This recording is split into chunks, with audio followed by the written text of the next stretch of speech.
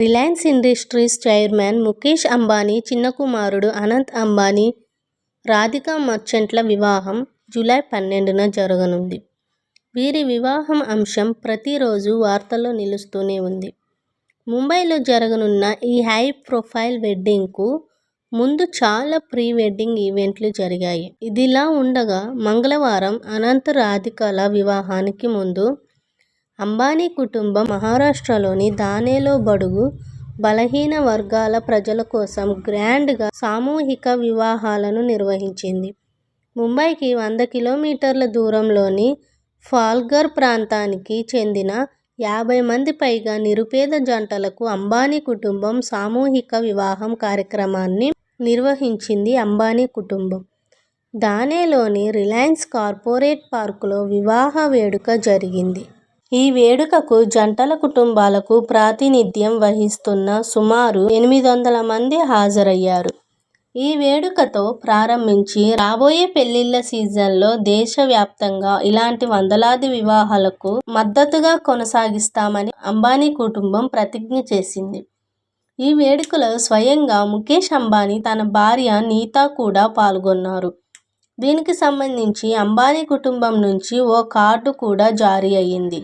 పాల్ఘర్లోని స్వామి వివేకానంద విద్యామందిర్లో తొలుత నిర్వహించిన ఈ సామూహిక వివాహాల తర్వాత థానేకి మార్చారు. ఈ వేడుక సజావుగా ఎలాంటి అంతరాయం కలగకుండా జరిగేలా వేదికలో ఈ మార్పు చేశారు. ఈ సామూహిక వివాహ వేడుకకు ముఖేష్ అంబానీ, ఆయన భార్య నీతా అంబానీ హాజరయ్యారు. నీతా అంబానీ, ముఖేష్ అంబానీ తమ కుటుంబ సభ్యులతో వివాహ వేడుకకు హాజరై దంపతులకు శుభాకాంక్షలు తెలిపారు. ప్రతి జంటకు మంగళసూత్రం, పెళ్లి ఉంగరం, ముక్కు పుడకతో సహా బంగారు ఆభరణాలను బహుమతిగా అందజేశారు. వధువులకు కాలి ఉంగరాలు, వెండి ఆభరణాలు అందజేశారు.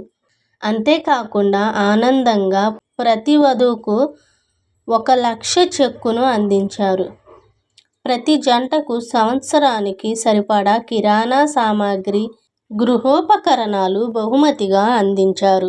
ఇందులో 36 రకాల నిత్యావసర వస్తువులు, పాత్రలు, గ్యాస్ స్టవ్, మిక్సర్, ఫ్యాన్ వంటి విద్యుత్ వస్తువులు ఉన్నాయి. ఇదిలా ఉండగా జూలై 12, 2024న ముంబైలో అంగరంగ వైభవంగా జరిగే వేడుకలో అనంత్ అంబానీ, రాధికా మర్చెంట్ను వివాహం చేసుకోనున్నారు.